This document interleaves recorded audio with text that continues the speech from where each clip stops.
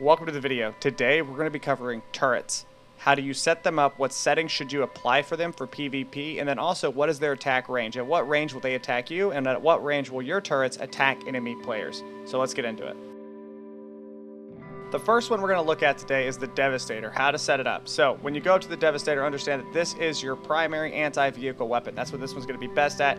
You can set it up to help you with raids against NPCs. You can also set it up to attack players, and it's going to be firing that large AP ammo. Pretty cheap ammo, relatively speaking, in the early game, so this is a solid defense against vehicles, and I would recommend getting these set up very early. So now let's hop in and set attack target. So for this one, I recommend the initial normal setup: attack armored vehicles, tanks, harvesters, cars. I also would recommend clicking mobile bases. When it comes to firing against players, the Devastator can have a weakness: the fact that it is one shot every now and again. At very far ranges, it is very easy to dodge, and you're going to see that here in a bit, the flight time of this projectile. So in PvP, if you have a Devastator with nothing around it, it's pretty easy for the enemy to get within range and then bait it until it's out of ammo, which can cost you a lot of resources, even if they don't raid your base. So now let's go look at the SAM missile site, or the Sparrow. So the Sparrow is going to be your anti-helicopter. So if I run over to it, let's take a look at what we can actually set it to target. Helicopters and mobile bases are the two items this thing can target. Yes, you want it to attack helicopters. Obviously, it is an anti-air missile system. However, mobile bases is really up to you. So if we look at mobile bases, they have a lot of health. They're very expensive to make.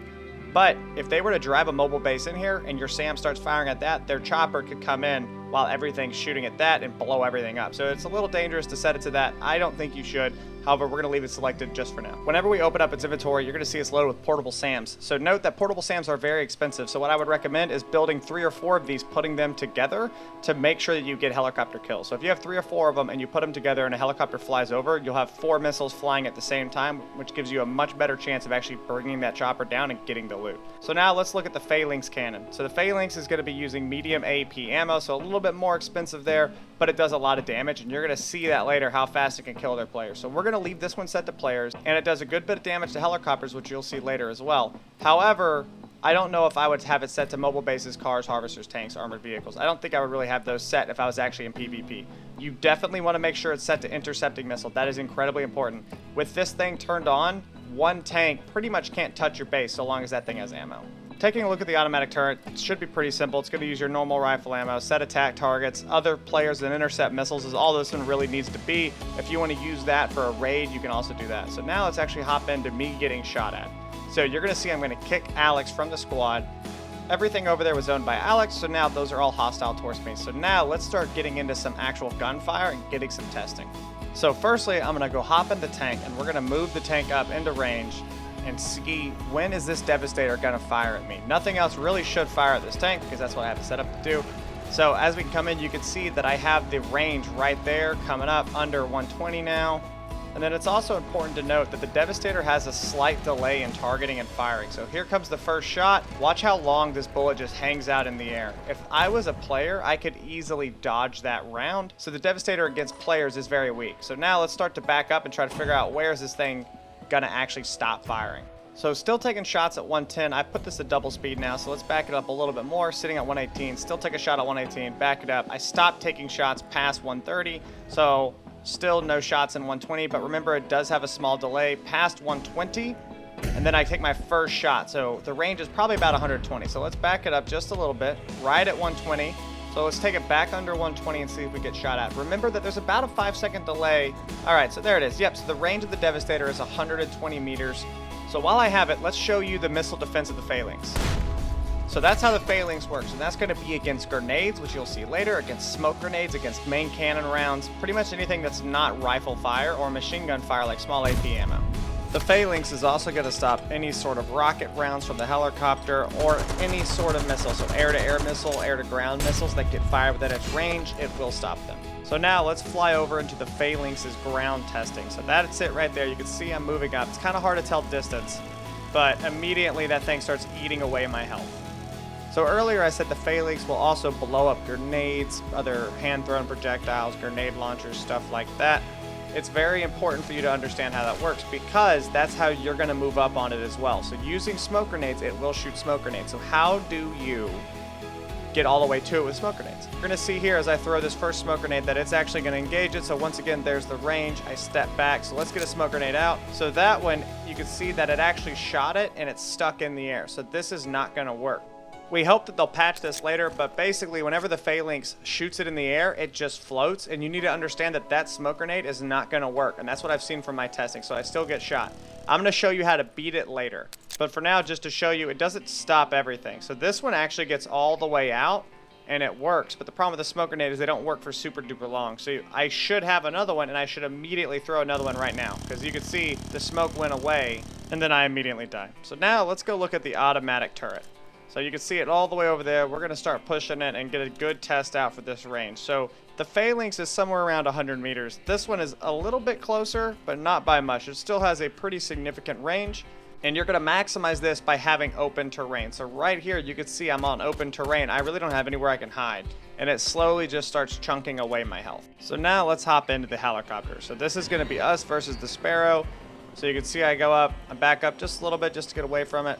So now let's get in there and actually see. This is at ×2. We'll slow it down here in a bit. So those are my air-to-air missiles right here. So as I come in, you'll notice there is no alarms. So if we're looking at the Sparrow, it's just low off the left nose. You can see the Phalanx starts to fire into me. And then you can hear the missile fire at me. But you'll notice there is no alarms. You don't hear an alarm. There's a second missile that hits. So you can see those 2 missiles plus that machine gun right there. 3 missiles. I got the flares off a little late. So 3 missiles at a little bit of that machine gun fire, and I'm already near half health gone. So if I had 3 of those Sparrows, there's a 4th missile. Once again, no alarms. So now let's get away and let's actually slowly work our way in, because there's only 1 more missile in this thing. And I think that's what scares a lot of players, is the fact that there is no alarm. You have no sort of detection. So here I hit H to hover, and we're looking at that Phalanx. We're looking at the missile system. Are they going to shoot? So watching that missile system, I hit H. Okay, so the missile's looking at me, and there's a missile. So even with the flares, I still took a hit. So the Sparrow is great, but it does not have a super massive range. So I recommend whenever you put them down, put 2 or 3 together to maximize the damage. So this is the top level helicopter, right? So it does have a pretty good bit of health. Even the Phalanx by itself is going to do a lot of damage. So just watch my health right now, and as I come in, you can see, and I try to start turning away. I try to do some sort of dodging, some serpentine. Nothing is really going to make it miss. It's going to hit you because you're just not moving fast enough. So now we'll pull away, and we'll save my helicopter because I do not want to have to go and build a whole new one.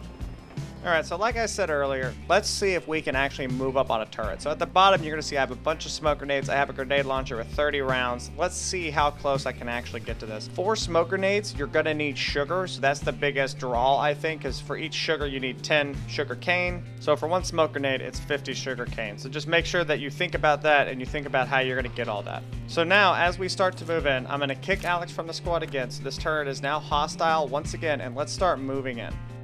So first, here's just a bunch of testing of me actually trying to get these grenades in there, and then some other stuff that just to show you the defensive capability of the turret. So you can see that these are all getting caught. I'm taking bullets. That one got caught right above the ground. It didn't quite hit the ground. So how do you actually get it to work? So here's what you're going to do. You're actually going to throw it. It needs to hit the ground before the turret could shoot. Once it hits the ground and bounces, it's good. So that one's good. So I'm not getting shot, so I throw another one. It's going to bounce forward, and I'm going to move up and find it in the smoke. And this has to be fast because these don't last for super duper long.